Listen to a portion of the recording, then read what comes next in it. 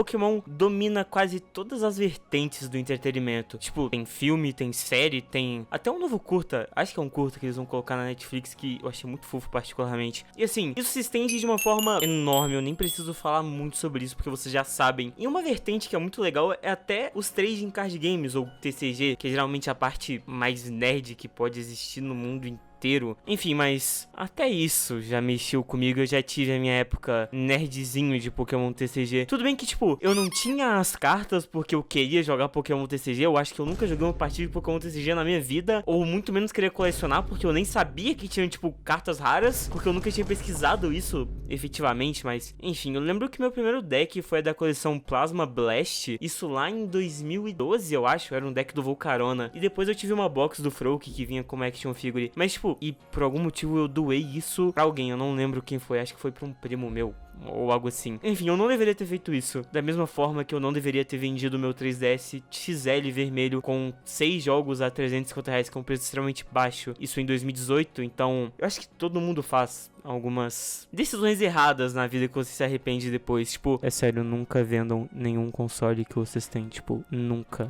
vocês sempre vão se arrepender. Enfim, basicamente, eu voltei a ter interesse em Pokémon nesse último ano, principalmente, muito por causa do canal e porque eu realmente queria ver um pouco dessa evolução da franquia. E também, com tudo isso, eu voltei a ter interesse em outras vertentes, principalmente no competitivo. Isso me levou pro competitivo de TCG, que me levou a ver toda a comunidade de TCG novamente. E eu descobri que, assim, as coisas tinham mudado desde a última vez que eu tinha visto alguma coisa de Pokémon TCG. Eu percebi esse outro lado da moeda e todo o caos que Pokémon se tornou como uma franquia. E assim, eu não tô nem falando de um jogo de Pokémon, quer dizer, um jogo do Switch ser R$300, ou sei lá, uma booster pack de 3 assim ser R$50, mas sim de outra parte, de uma parte bem entre as entrelinhas de Pokémon. Enfim, pra gente entender isso, a gente tem que entender que nesses últimos 4 anos, Pokémon teve tipo uma renascença, ou uma segunda Pokémania, que meio que fez todo mundo voltar a olhar pra Pokémon, e todo mundo que gostava no passado realmente voltar e ter os olhos fixos naquilo e ter, tipo, uma obsessão de novo. Tipo, isso é tão bizarro, mas tão bizarro. Se eu não me engano, nesse ano foram printados mais de o dobro de toda a quantidade de cartas Pokémon que já foram printadas na história. Cara,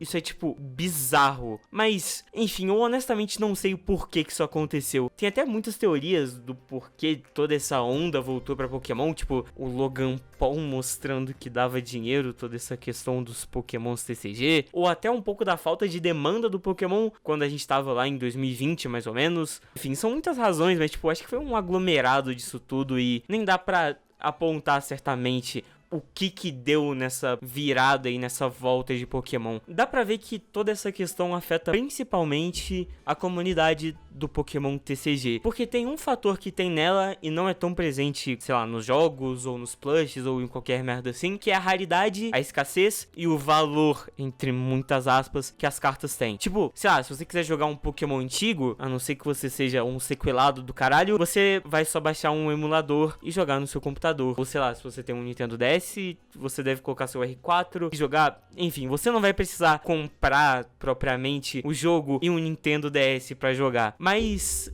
pelo contrário, no Pokémon TCG, se você quiser uma carta antiga, ou alguma carta específica que você acha bonita, ou uma carta de um Pokémon específico que seja famoso, tipo, sei lá, o Charizard, isso independendo se é, tipo, uma coleção antiga ou uma coleção nova, assim, muito boa sorte pra você, porque ou você vai pagar, sei lá, um salário mínimo em uma carta de Pokémon sozinha, ou você vai possivelmente, sei lá, pagar 4 vezes o valor dela em booster packs, ou algo do tipo, porque não é só toda essa questão do valor falso que tem em todas as cartas, mas também porque, sei lá, caso você queira ser um colecionador das cartas de TCG de certa expansão, amigão, você vai ter que desembolsar uma grana inimaginável. A youtuber Candy Eve fez as contas aí, tipo, pra você ter todas as cartas de certa expansão, você tem que gastar um dinheiro inimaginável. Tipo assim, papo de mais de $200 só pra achar as raras. E isso é um grande problema porque cada vez mais e mais existem cartas mais raras dentro dos decks de Pokémon. Isso obviamente vai dificultar pra caralho pra quem quer colecionar as cartas, porque, assim, é inviável. Isso aqui eu só tô falando dos motivos, eu não tô falando nem da consequência especificadamente, porque todo o fator que tá levando o Pokémon TCG por água abaixo, pelo menos pra muitas pessoas, até pra quem joga no competitivo ou até pros mais casuais, é os famosos scalpers, que são basicamente pessoas que compram um certo item pra revender por um preço, sei lá quantas vezes maior que o original. E eles fazem isso, obviamente, pra lucrar em cima do desespero ou em um falso valor de raridade que o item pode ter. Ou seja, um bando de filho da puta aí. Continuando, esses scalpers tornam toda essa questão mercadológica de Pokémon TCG um inferno. E é justamente por esse tipo de pessoa que só pensa no lucro ou em alguma merda assim que essa comunidade tá se enterrando praticamente. Porque a Nintendo não vai poder fazer um pequeno evento homenageando um artista porque vocês sabem no que vai dar, né? Isso também acaba até respaldando no competitivo de Pokémon TCG. Porque, bem, as cartas que estão no meta vão ser mais procuradas e você vai ter que gastar mais dinheiro pra conseguir elas, assim. E assim, sem falar que o ciclo de vida de uma expansão do Pokémon TCG é meio ruim, porque, tipo assim, são, se eu não me engano, 3 decks por ano, então você constantemente tem que tá trocando as suas cartas por novas, e até o meta se achar, você vai ter que trocar mais cartas ainda. Enfim, é um inferno. A Nintendo também tem culpa disso, sua safada. E todo esse caso do Pikachu só foi levantar agora essa pauta de que, tipo, os scalpers estão indo longe demais, mas assim, isso é um problema extremamente recorrente que acontece, sei lá, desde 2020, pelo menos de onde eu sei que começou toda essa febre. E, enfim, não é como se fosse só um caso isolado de um evento, porque não, isso acontece, tipo,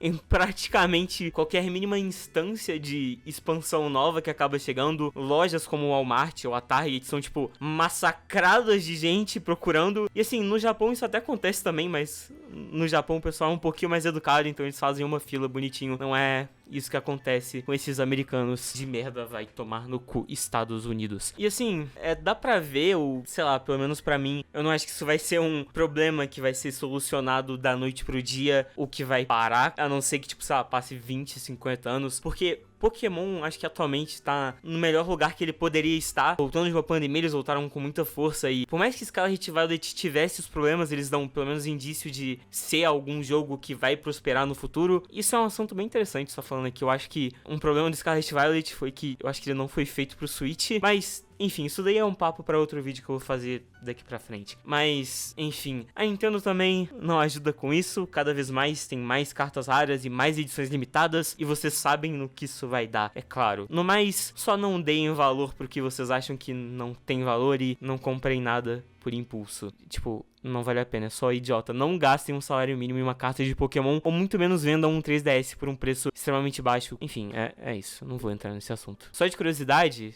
se alguém tiver, né? Com os R$350 que eu vendi a porra do meu 3DS quando eu tinha 13 anos, eu comprei um microfone e um mousepad. É isso, tchau.